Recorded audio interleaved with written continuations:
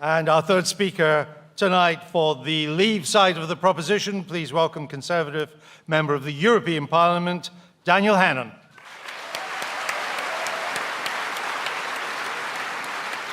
Ladies and gentlemen, I'm inviting you to make me redundant. And indeed, in the bargain, make Nigel redundant. And I wouldn't be doing that if I were not confident that there will be plenty of openings for newly unemployed MEPs in the boom that will come to this country after we've left the European Union. And I'll tell you why I am so confident about that prediction. If I put it in one word, it would be obsolete. We just heard from Chucker that these are not the 1950s. He said it as though he was imparting an original insight. Absolutely, these are not the 1950s. And that's why we have outgrown a top-down dirigiste construct, a hangover of an age when freight costs were high and refrigeration was expensive and regional trade blocs looked like the future. But my friends, that world has been made completely redundant by technological advance. This is an age of the internet, of cheap flights, of Skype. It's as easy to do business with a company in New Zealand as with a company in France. In fact, easier, because the Kiwi company will be English-speaking and common law. Never before has geographical proximity been as irrelevant as now. So why?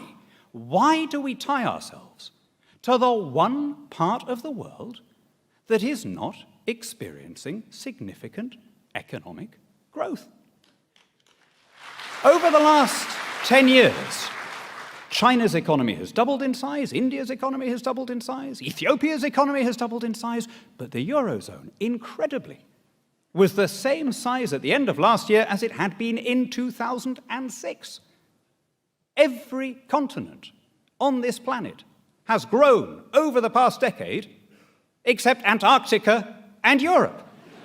Now, we are a trading people, we're a maritime people, a people connected by language and law, by habit and history, by commerce and migration to every continent and archipelago. We don't sit on great natural resources here. We have to make our way in the world by what we buy and sell. That means we have to be where the customers are. And as long as we're in the European Union, we cannot sign independent trade agreements with non-EU countries. The EU deal with Australia is being held up because some Italian tomato growers are currently challenging it. The EU deal with Canada is being held up because of an unrelated dispute about Romanian visas. How have we put ourselves in a position where we can't do those deals? Liz cited a few of the big international quangos and the Davos men who tell us that it's in our interest to stay. She said there's nothing in it for the little guy. Well, let me cite a couple of people who are leaders of the Remain campaign. Paddy Ashdown says, if we leave, it'll mean cheaper food. And Lord Rose says, if we leave, it'll mean higher wages. Now, I would have thought that if Liz is really interested in the interests of the working people that she says she's speaking for, she would give more weight to those opinions than to those of the tax-free Michelin-starred international quangocrats who she sees as the arbiters of our national interest. Why are we paying to belong to the world's only stagnant customs union, paying £19 billion gross, £11 billion net every year, right? To put this in context, in the last, we just heard about the cuts and, the Labour MPs were standing against all these coalition reductions. In the last Parliament, the 2010 to 2015 Parliament, according to the IFS, the entire austerity programme saved £36 billion. Over that lifetime of that same Parliament, our gross contribution to the EU was £85 billion. Our net contribution was £42 billion. So even if you insist on taking the net figure, that one clean excision would have wiped out the whole of the austerity programme and still given us enough left over to take a penny off income tax. But it's not just the financial price.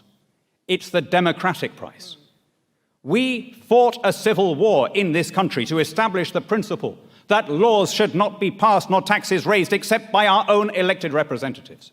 And now supreme legislative and executive power is held not just by people that you didn't vote for, but people who generally owe their position to having just lost elections, like Peter Mandelson and Neil Kinnock and now Jacques Sutton. It's only when they've been expressly rejected by their electorates that they are invited to come and legislate for us anyway.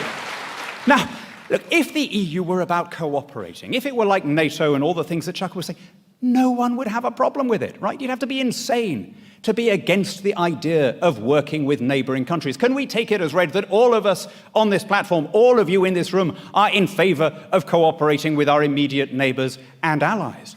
The problem is that it presumes to legislate for us, that it wants to take on the attributes and trappings of statehood.